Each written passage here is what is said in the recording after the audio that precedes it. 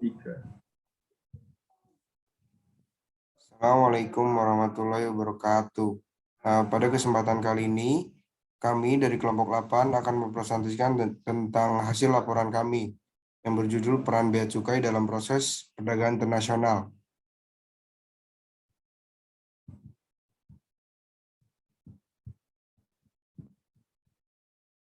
Kelompok kami beranggotakan Enggar Rizky Sanjaya, Adnin Jasmin, Rizky Abdillah, Anissa Medanti, Abim, dan terakhir saya sendiri, Pandu Enggal Durifai.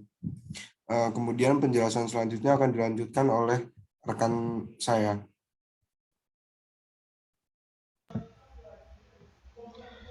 Selanjutnya untuk profil instansi, Direktorat Jenderal Bea Cukai berada di bawah dan bertanggung jawab kepada Menteri Keuangan dan dipimpin oleh Direktur Jenderal Bea dan Cukai. Direktorat Jenderal Bea Cukai mempunyai tugas menyelenggarakan perumusan dan pelaksanakan kebijakan. Berdasarkan Peraturan Menteri Keuangan Nomor 74/PMK.01/2009 tentang organisasi dan tata kerja instansi vertikal Direktorat Jenderal Bea dan Cukai sebagaimana telah diubah dengan Peraturan Menteri Keuangan Nomor 188/PMK.01 tahun 2016, Kantor Pengawasan dan Pelayanan Bea Cukai TP Madya Pabean B Yogyakarta adalah instansi vertikal DJBC yang berada di bawah dan bertanggung jawab langsung kepada kantor wilayah DJBC Jawa Tengah dan DIY. KPP BC tipe Media Pabean B Yogyakarta terletak di Jalan Solo KM 9-10 Yogyakarta yang wilayah kerjanya meliputi Provinsi Daerah Istimewa Yogyakarta, Kabupaten Bantul, Kabupaten Sleman, dan Kulon Progo, dan juga Kota Madia. Visi Bea Cukai menjadi administrator kepabeanan dan cukai yang handal, dipercaya dan dibanggakan oleh masyarakat, dan juga mempunyai visi memberikan pengawasan yang efektif, pelayanan prima, dan pembinaan yang proaktif kepada pengguna jasa. Dan yang terakhir memiliki moto yaitu genap hati, benahi diri, dan layani. Untuk selanjutnya,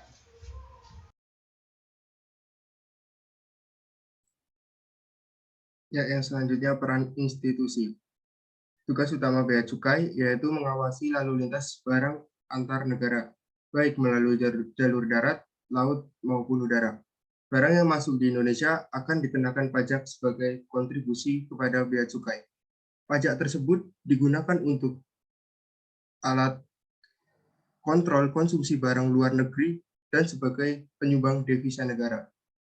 Bea Cukai ada di Indonesia menjadi institusi yang berfungsi untuk meningkatkan pertumbuhan ekonomi dan melindungi Indonesia dari masuknya barang-barang haram atau barang-barang terlarang seperti narkoba, selundupan senjata, dan lain-lain. Oke, selanjutnya.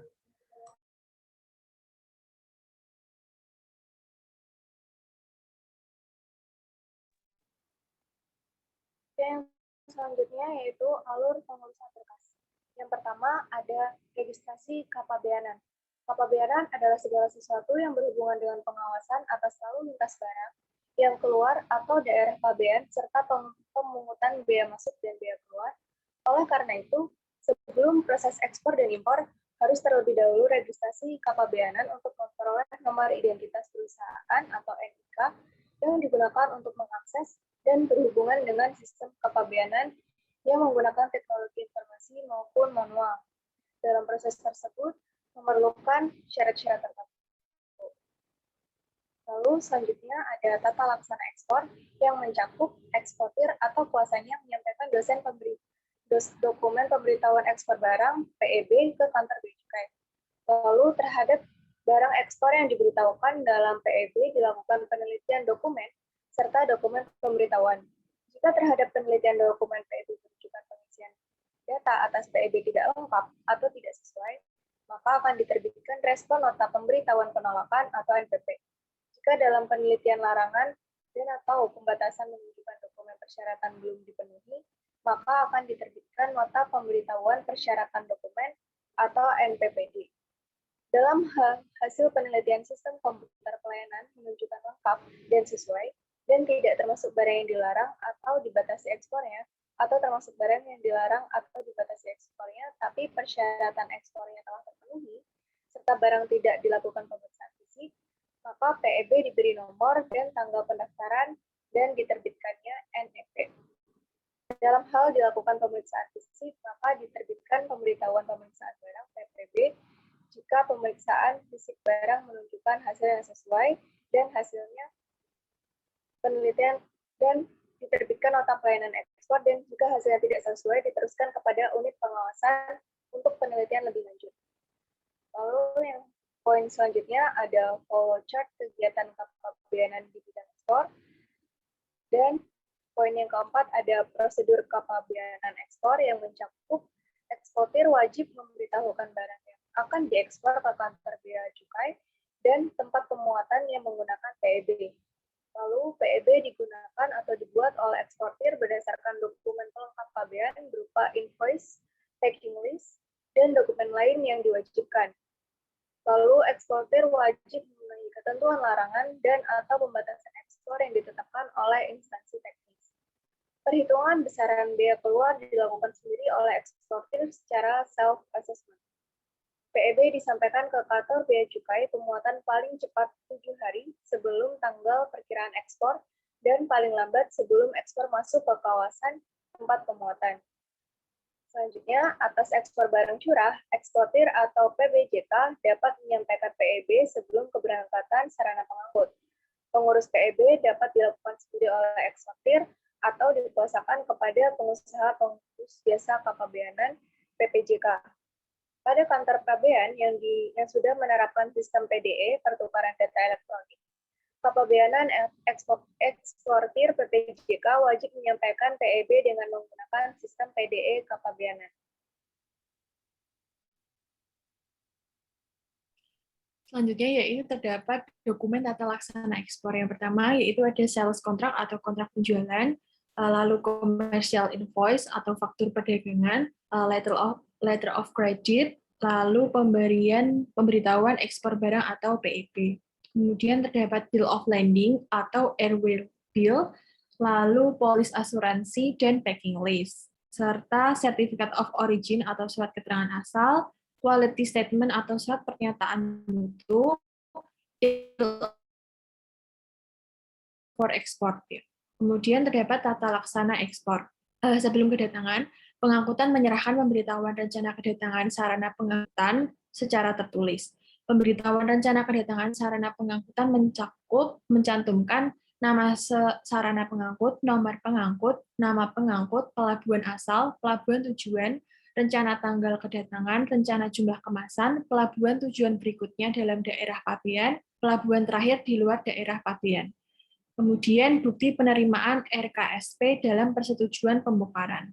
Lalu terdapat jadwal saran pengangkut wajib diberitahukan oleh pejabat manifest. Sesudah kedatangan, menyerahkan kedatangan barang impor, menyerahkan daftar barang impor, pemberitahuan daftar barang impor secara tertulis dalam media elektronik yang sudah ditandatangani. Dalam hal sarana pengangkut tidak membawa barang impor, pengangkut menyerahkan pemberitahuan nihil. Kemudian terdapat jangka waktu. Pemberitahuan disarankan kepada kepala kantor pabean dalam waktu 24 jam setelah kedatangan barang. Daftar barang impor diserahkan saat kedatangan sarana pengangkut darat. Penyerahan pemberitahuan daftar barang impor tidak berlaku bagi pengangkut yang berlaku tidak lebih dari 24 jam. Kemudian pemberitahuan keadaan darurat wajib diserahkan kepada kepala kantor pabean terdekat selambat-lambatnya, yaitu 72 jam. Kemudian terdapat dokumen tata laksana impor. Yang pertama ada dokumen commercial invoice, bill of landing, airway bill, dan dokumen pendukung seperti certificate of origin, packing list. Selanjutnya yaitu terdapat kegiatan atau standar prosedur operasi pelayanan permohonan izin muat barang ekspor di luar kawasan pabean. Yang pertama, eksportir mengajukan permohonan tertulis kepada kepala kantor untuk mendapatkan izin muat barang ekspor di luar kawasan pabean dengan menyebutkan alasan dan melampirkan dokumen pendukung melalui staf kepala kantor. Kemudian Kepala Kantor menerima, meneliti, dan meneruskan permohonan kepada Kepala Seksi KPBN dan Cukai. Kemudian Kepala Seksi KPBN dan Cukai menerima permohonan dan meminta rekomendasi izin lokasi pemuatan dari Seksi P2.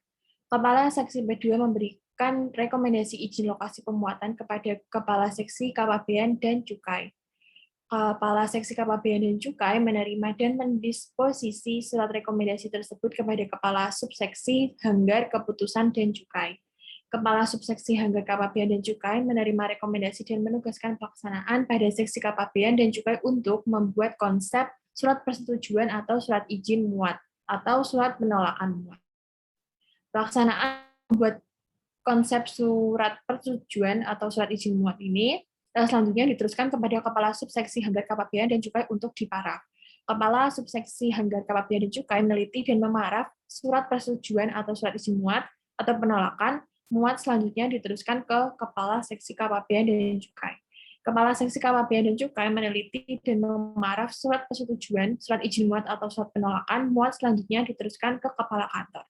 Dan yang terakhir yaitu Kepala Kantor meneliti dan menandatangani persetujuan atau penolakan, kemudian mengirimkan kepada eksportir melalui staf kepala kantor. Kemudian staf kepala kantor menyerahkan pertinggal surat persetujuan atau penolakan kepada pelaksana pada Seksi KPBN dan Cukai untuk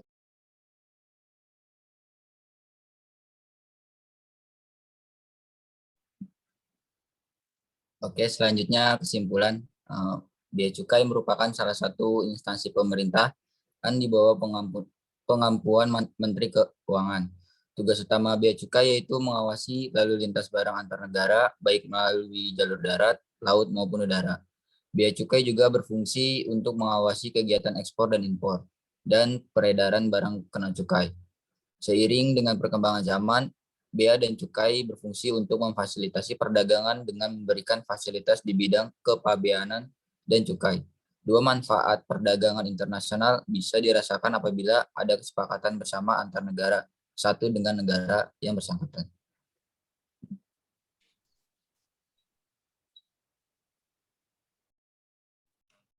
Ya, mungkin itu presentasi dari kami semua kelompok 8. Kurang lebihnya mohon maaf apabila ada salah kata ataupun dalam bertindak. Kurang lebihnya mohon maaf. Wabillahi taufiq wal hidayah. Wassalamualaikum warahmatullahi wabarakatuh.